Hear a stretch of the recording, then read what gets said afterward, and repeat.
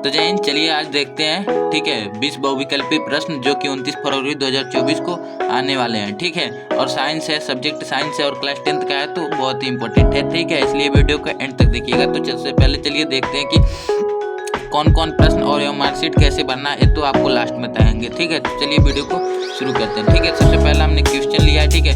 प्रकाश के अपवर्तन के नियम सदैव सत्य होते हैं, ठीक है। तो इनमें से सभी, ठीक है, केवल उत्तल दर्पण के लिए, ए भी केवल समतल और केवल उत्तल, मतलब ये सभी दर्पण के लिए प्रकाश के परावर्तन का मतलब कि टकरा को वापस आ जाना, ठीक है। किसी पत्थर को मार रहे हो दीवार पे तो वापस आ जा रहा है, उसे अपवर्तन कहते हैं, ठीक है। मान लीजिए हम कर रहे हैं तो मतलब थोड़ा सा ऊपर जो आ रहा है उसी को प्रकाश का परावर्तन करते हैं। परावर्तन का मतलब टकराव, ठीक है।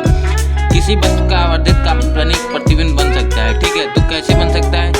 ए और सी दोनों, ठीक है, ए और सी दोनों उत्तल लेंस द्वारा और अवतल दर्पण द्वारा, ठीक है। तो उत्तल लेंस और अवतल दर्पण द्वारा वस्तु का आवर्धित काल्पनिक प्रतिबिंब बन सकता है, ठीक है। उसके आगे चलिए देखते हैं, ठीक है। अत्यधिक उच्च प्रतिरोध वाला पदार्थ क्या कहलाता है, ठीक है।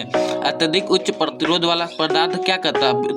प्रतिरोध का मतलब रुकावट होता है, ठीक है। तो विद्युत रोधी। प्रतिरोध कहाँ पर लगता है? विद्युत में लगता है, ठीक है, इलेक्ट्रिक, ठीक है। विद्युत शक्ति की इकाई है, ठीक है। विद्युत शक्ति की क्या इकाई है? तो विद्युत शक्ति की इकाई वाट होता है, तो आप सबको पता ही है, ठीक है। किसी विद्युत केतली में प्रवाहित धारा 3 गुनी कर देने पर केतली में उत्पन्न ऊष्मा की मात्रा हो जाएगी, ठीक है। तो आई स्क्वायर बराबर RT होता है, ठीक है। तो यहाँ पर 9 गुना आई का स्क्वायर कर देंगे, आई बराबर 3 का हो जाएगा, 3 का स्क्वायर 3 3 का 9, ठीक है। इसके आगे देखते हैं, एक व्यक्ति दूर वस्तुओं को स्पष्ट रूप से देखने में असमर्थ है, उसके नेत्र में कौन सा दोष होगा, ठीक है। तो ये तो हो गया निकट। तो यहाँ पर कौन सा, यहाँ पर एक बार और क्वेश्चन पढ़ सकते हैं, ठीक है। एक व्यक्ति दूर वस्तु स्थित देखने में असमर्थ है, उसके नेत्र में कौन सा दोष होगा, ठीक है। तो एक व्यक्ति दूर की वस्तुओं को देखने में असमर्थ है, मतलब कि उसको स्पष्ट दिखाई नहीं दे रहा, उसके नेत्र में कौन सा दोष होगा, ठीक है। अभी हम आपको ट्रिक बता रहे हैं, ठीक है, किस तरह कैसे पहचानना और बहुविकल्पी कैसे ट्रिक करना है, ठीक है। और इसको पहले खत्म कर देने दीजिए, उसके बाद पढ़ना आ जाएगा, ठीक है। एक अवतल दर्पण किसी वस्तु का वास्तविक उल्टा और अत्यधिक छोटा प्रतिबिंब बनाता है, उस वस्तु की स्थिति होगी कहाँ पर होगी? अनंत पर होगी, ठीक है। और चलिए अब ट्रिक बताते हैं। ट्रिक क्या है, ठीक है। ट्रिक है कि मतलब यहाँ पर DUN और A, ठीक है। ये दूना है, दूना कैसे, ठीक है। यहाँ पर दूर दृष्टि दोष के लिए उत्तल लेंस लगेगा, निकट दृष्टि दोष के लिए अवतल लेंस लगेगा, ठीक है। तो यहाँ पर और इसके आगे चलिए 20 हो गया, और चलिए सॉरी कितना हुआ अभी अप्रोक्सीमेट कितना, देखिए। चलिए 8वां क्वेश्चन देखते हैं, ठीक है। तो कार्बन को वायु में जलाने पर कार्बन डाइऑक्साइड गैस का बनना उदाहरण, किस का बनना उदाहरण? संयोजन अपक्रिया। संयोजन मतलब जोड़ना, C+O2 बराबर CO2 हो गया, ठीक है। ये संयोजन अपक्रिया हो गया, ठीक है। चलिए इसके आगे देखते हैं। जिंक चूर्ण पर तनु सल्फ्यूरिक अम्ल की अभिक्रिया से कौन सी गैस निकलती है? H2 गैस निकलती है। अगर आपको ये नहीं पड़ता है तो कुछ भी नहीं, समझ लीजिए Cl2+H2 बराबर वो सब निकलता है, ठीक है।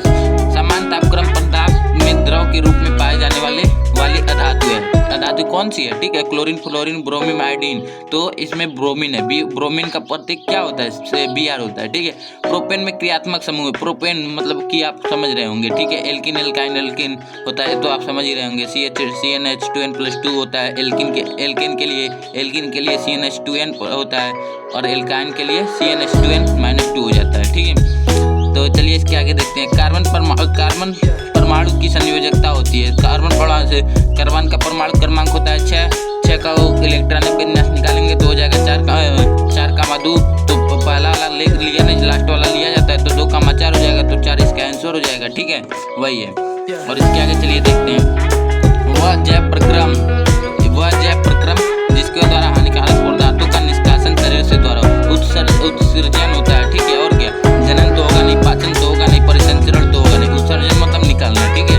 प्रकाश संश्लेषण के दौरान कौन सी क्रियाएं नहीं होती है? कौन सी क्रिया नहीं होती है? देखिए, क्लोरोफिल द्वारा प्रकाश का ऊर्जा का होना, ये सब नहीं होता है, ठीक है।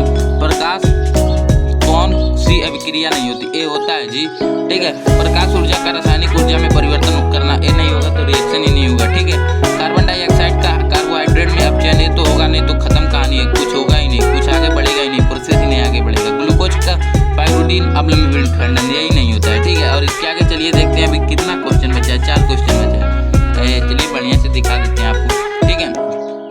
प्राकृतिक वर्ण या चयन द्वारा जैव विकास का सिद्धांत किसने दिया था? चार्ल्स डार्विन ने दिया था, तो आपको पता ही है। ठीक है, मेंडल ने अपने प्रयोग किस पर किया था? तो एक मटर पे किया था।